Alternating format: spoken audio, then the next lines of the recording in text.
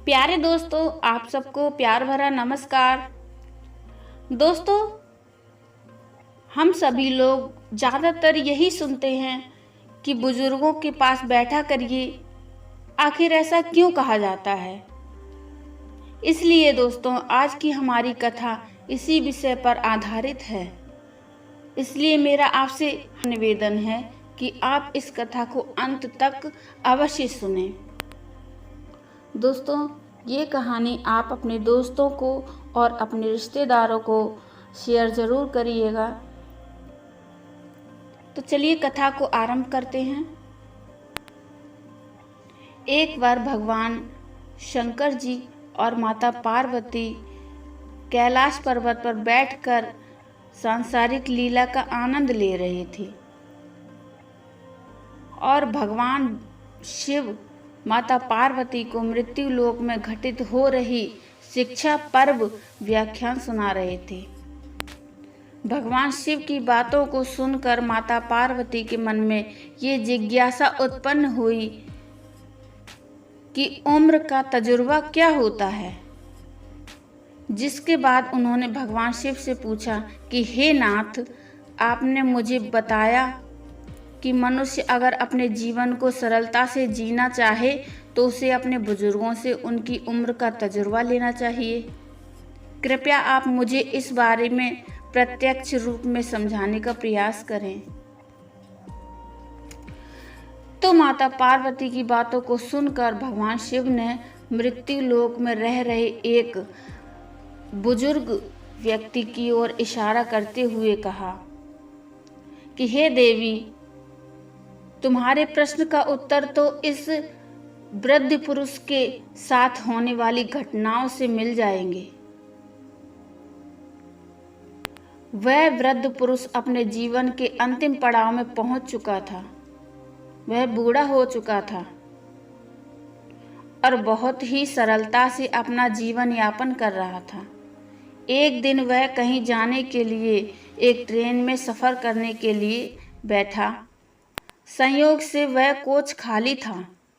तभी 8-10 लड़के उस कोच में बैठ गए और मस्ती करने लगे। एक लड़के ने कहा, चलो ट्रेन की चैन खींचते हैं। तभी दूसरा बोला कि यहाँ पर लिखा है 500 रुपये जुर्माना और 6 महीने की कैद।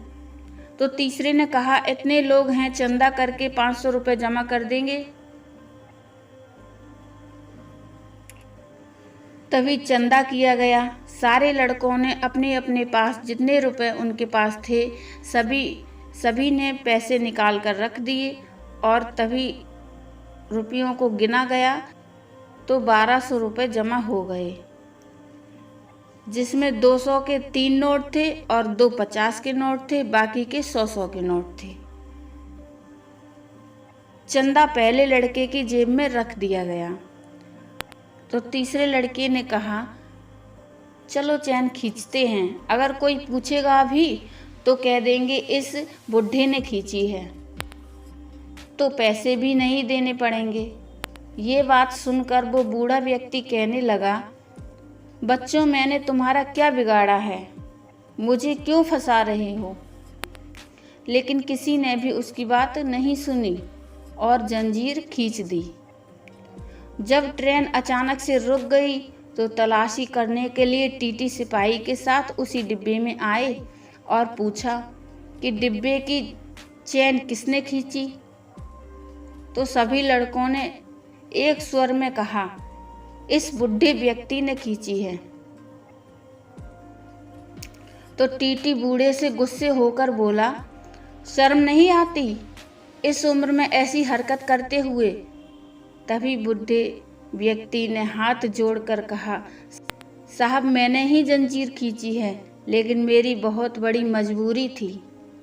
तो टीटी ने उस वृद्ध व्यक्ति से थोड़ी नम्रता से पूछा, ऐसी क्या मजबूरी थी जो आपको चैन खींचनी पड़ी? तो बूढ़े व्यक्ति ने कहा, साहब, मेरे पास 1200 रुपये थे जो इन लड़कों ने छीन लिए हैं और इस पहले लड़के ने अपनी जेब में रखे हैं। मैं ये भी बता सकता हूँ कि उनमें कितने के कितने नोट थे। 1200 रुपये में 200 के 3 नोट थे और 2 50 के नोट थे, बाकी के नोट 100 के थे। इसके बाद टीटी ने सिपाही से कहा, इन लड़कों की तलाशी लो। जब लड़कों की तलाशी ली गई तो 1200 रुपये बरामद हुए और जैसा उस वृद्ध व्यक्ति ने कहा, नोट बिल्कुल वैसे ही थे।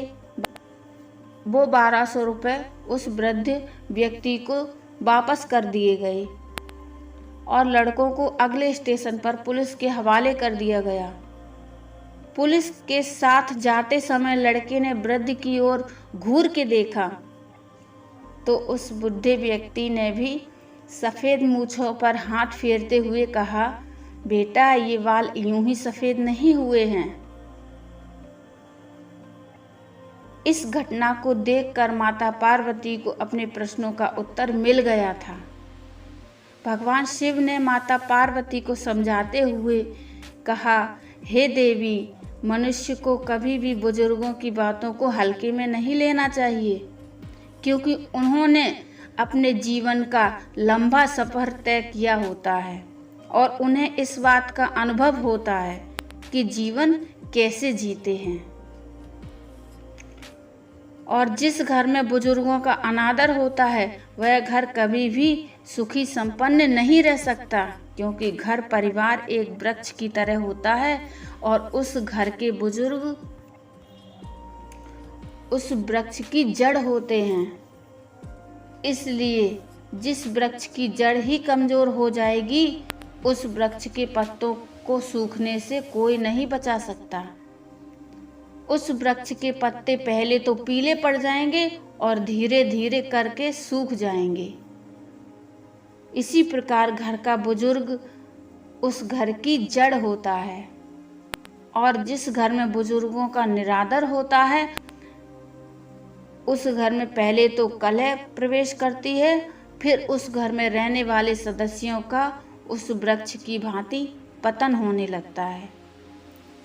मनुष्य के मन में एक धारणा बन चुकी है कि ये सब कलयुग का प्रभाव है, लेकिन कलयुग को कौन लेकर आया?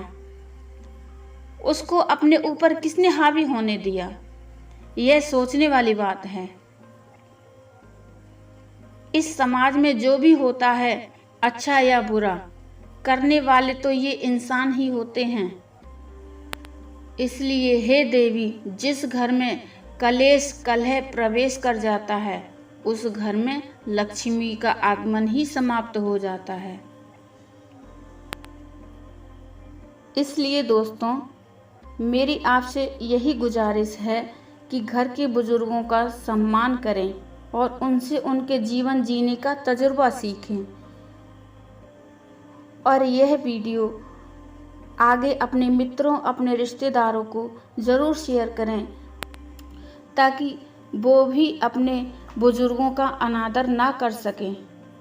वो भी ये जान सकें कि बुजुर्गों का अनादर करने से कितनी बड़ी हानि होती है।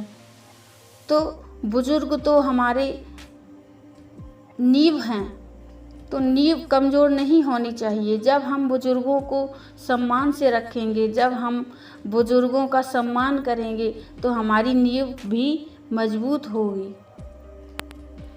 दोस्तों, ये कहानी आपको कैसी लगी है कमेंट करके ज़रूर बताइए। कहानी अच्छी लगी हो तो लाइक कर दीजिए, चैनल को सब्सक्राइब कर लीजिए। तो मिलते हैं फिर एक और अच्छी सी कहानी लेकर। तब तक के लिए धन्यवाद। नमस्कार।